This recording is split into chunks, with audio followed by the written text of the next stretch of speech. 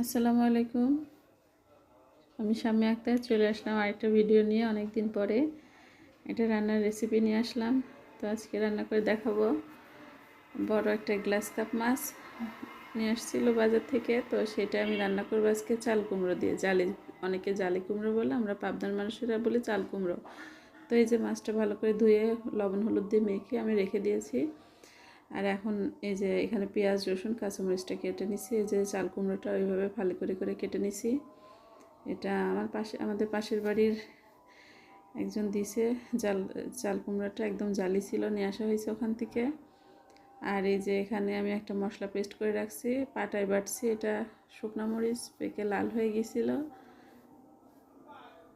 Sorry, কাঁচামরিচ পেকে লাল হয়ে গেছিলো। তো সেই লাল কাঁচামরিচ আর পেঁয়াজ আমি বেটে রাখছি। তো এর মধ্যেই আমি হলুদের গুঁড়া, মরিচের গুঁড়া দিইনি, ধনিয়া গুঁড়া, লবণটা দিয়ে, যেহেতু মরিচ বাটা দিছি তাই হলুদের গুঁড়া, ধনিয়া গুঁড়া, লবণটা দিয়ে আমি একটা পেস্ট বানিয়ে রাখলাম।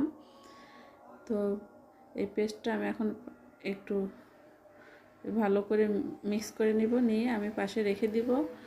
আর আমি এখন পাটাতে এই যে আবার জিরাটা পানি দিয়ে একটু ভিজিয়ে রাখলাম। তো জিরাটা পানিতে ভিজিয়ে রাখলে হয় কি, বাটতে খুবই সুবিধা হয়, তাড়াতাড়ি বাটাটা হয়ে যায়। যেহেতু নিজে একা একা কাজ করি, তো এই জন্য অনেক কিছু মেনটেন করতে হয়। আর একটু বুদ্ধি খাটাই করলে কাজটা খুব তাড়াতাড়ি হয়ে যায়। তো এই যে দেখুন, আমি এখন মাছটা ভেজে নিচ্ছি। তেলটা গরম করে মাছটা এখন চুলার পর দিয়ে ভালো করে এপিট ওপিট করে ভেজে নিব।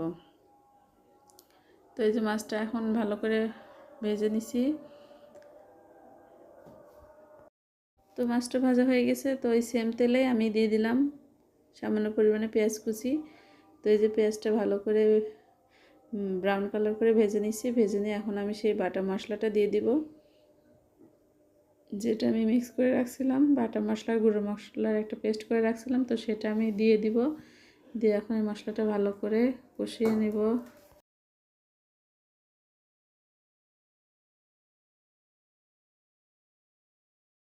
তো যে বাটিতে মশলাটা মাখিয়েছিলাম, সেই বাটিটা ধুয়ে আমি পানি দিয়ে দিলাম। পানি দিয়ে এখন মশলাটাকে ভালো করে কষিয়ে নেব।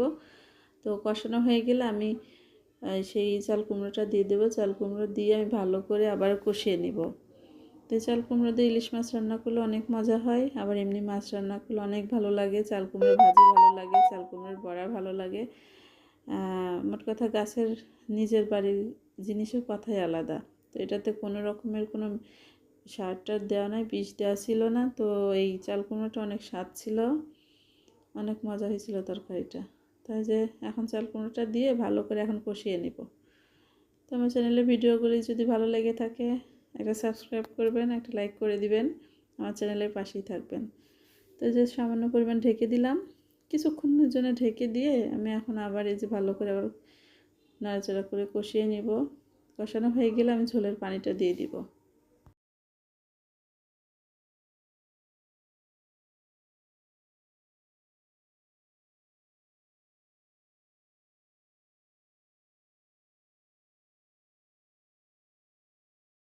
তো চাল কুমড়োটা অনেকক্ষণ ধরে কষিয়ে নিছি। এখন আমি ঝোলের পানিটা দিয়ে দিলাম চাল কুমড়োতে।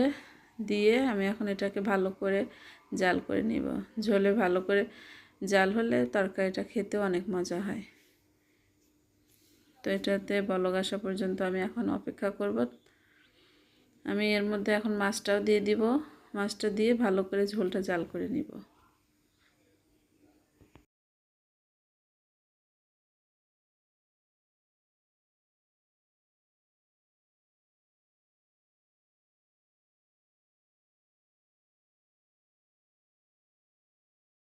তো এই যে ঝোলটাতে অনেকক্ষণ ধরে জাল করে নিয়েছি। ঝোলে অনেকক্ষণ ধরে জাল করে করে ঝোলটা শুকিয়ে নিলাম। তরকারিটা অনেকক্ষণ ধরে জাল হয়েছে। তো এখন এই যে নামানোর কিছুক্ষণ আগ দিয়ে আমি জিরাটা বেটে রাখছিলাম, সেই জিরা বাটাটা দিয়ে দিলাম।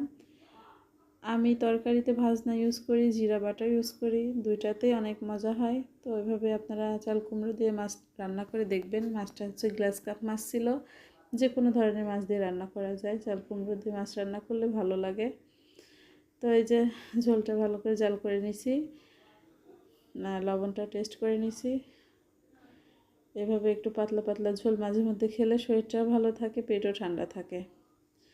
তো আজকে এই পর্যন্তই, সবাই ভালো থাকবেন, আল্লাহ হাফেজ।